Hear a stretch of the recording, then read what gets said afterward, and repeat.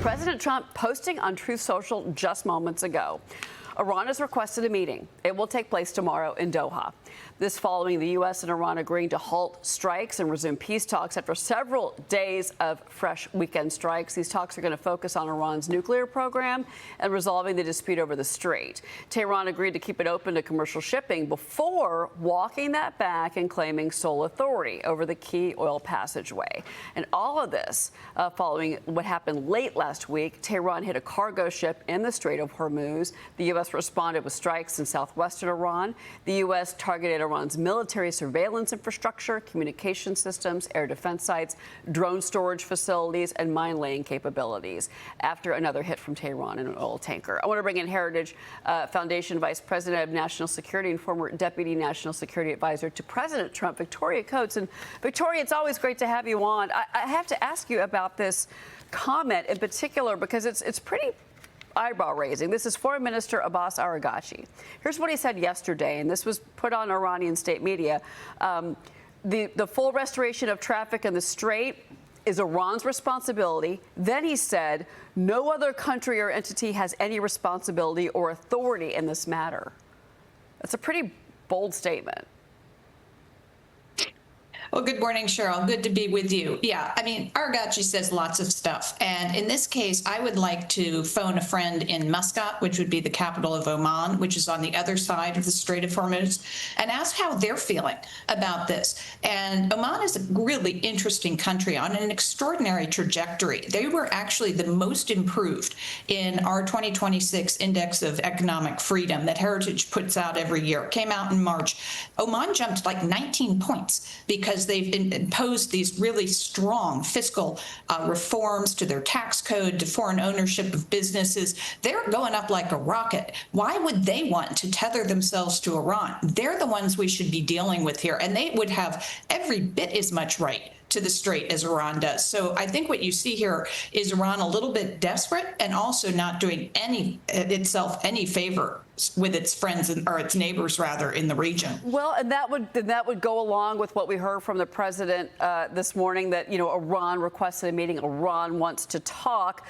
That flows in line with what you're saying. And also, Secretary of State Rubio was out there last week in the region. He was in Kuwait, he was in UAE, he was in Bahrain. So maybe those meetings are what has brought us to this moment. And maybe the tables are going to be turned on the Iranians for once, finally. I think so. And there are a number of different dynamics in the region. You mentioned Secretary Rubio's visit to Bahrain. This was to participate in a really important Gulf Cooperation Council meeting that took place to discuss the negotiations between Israel and Lebanon.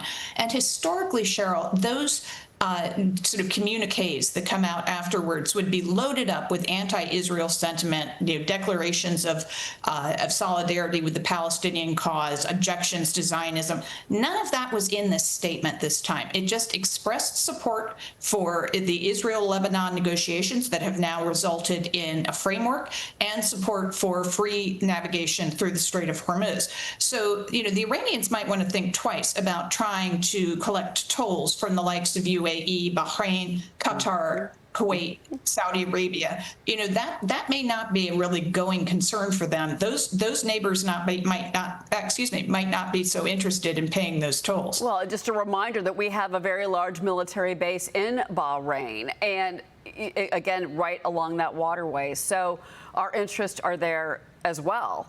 I want to ask you about this because Lebanon is now vowing that the U.S. brokered peace agreement with Israel. They're saying it's not going to be implemented.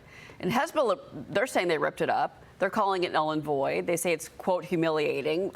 Lebanon's parliament speaker called the framework 10 times worse than the 83 agreement, which was the closest that Beirut and Jerusalem ever really came to having any peace between them.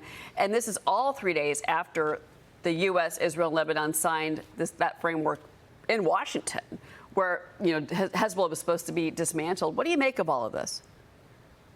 Yeah, I think for sure this is going to be a process of 2 steps forward, 1 step back. After all, we're dealing with Lebanon, a not particularly well-functioning country.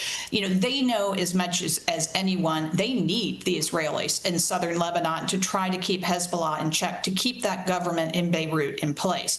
Now, at the same time, they're going to do some posturing for their domestic audience. But I think what we should do is see this as a very important first step towards resolving the situation in Lebanon, but that it's going to be a process. So I think what happened in Washington was extremely important, and we will work forward from there. But the really significant thing in the framework was it did not call for an immediate Israeli withdrawal from southern Lebanon. Everybody knows the only group that's going to be able to defang Hezbollah is the IDF. And so, yes, Hezbollah did rip up the deal. Hezbollah thinks it's terrible. That makes me like it all the more.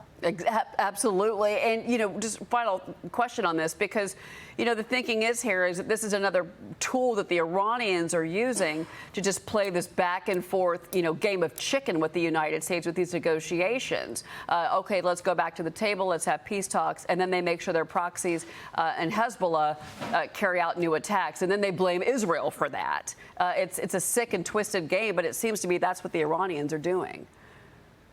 It is, but it's a game that they're losing more and more. So Hezbollah increasingly isolated. The other space, Cheryl, that I think we're going to be talking about in 10 days is Iraq. They have a new prime minister, Ali al-Zaidi, 40 years old, background in business and finance. You guys should have him on, find out what he's up to. He's executing one of the biggest anti-corruption campaigns in Iraq's history. He was sworn in last month, and he's after all of these pro-Iranian PMs who literally have pallets of cash, American dollars, in their houses, seizing all of this money. Will he succeed? I don't know, but that's a huge additional blow to Iran, because they've been counting on Iraq as a kind of a counting house for them. They seize all those dollars. So that's another space where we're starting to cut away at that. We have a real opportunity as the United States. So let's see how this unpacks going forward. That's really interesting, Victoria. Very interesting point you're making there. Before you go, I do want to ask you about Russia, because Vladimir Putin did detail the country's fuel shortages.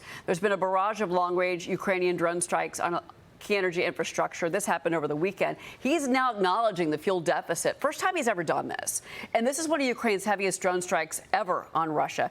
Zelensky is telling Putin, get out of Ukraine, take that step towards peace, after approving a 40-day offensive to influence Russia to end the war. Do you think this is it? Well, it's really interesting. I'm actually talking to you from Iceland today. I came here from Helsinki, where I met with a lot of European counterparts, a lot of discussion of this. Turns out that the Ukrainians have been doing so much damage to Russian refining capacity. So they still have a lot of crude, but they can't turn it into anything. So they're going to Belarus, where they have a big refining capacity, Kazakhstan, which is exporting to them. But that isn't making up for the shortfall caused by the Ukrainian strikes. So I think this is 18 months of President Trump driving a real hard bargain on Ukraine, encouraging the Ukrainians to do more, not getting the United States entangled in the situation. We could actually get to some kind of meaningful negotiations in 6-8 months. That could be incredible. That's very interesting. And your take, because you're on the ground in Europe right now, even more so important to the conversation, as it always is. Victoria Coates, it's great to have you on the program. Thank you, Cheryl. All right. Safe travels to you. We're going to be right back, everybody. You're watching Mornings with Maria.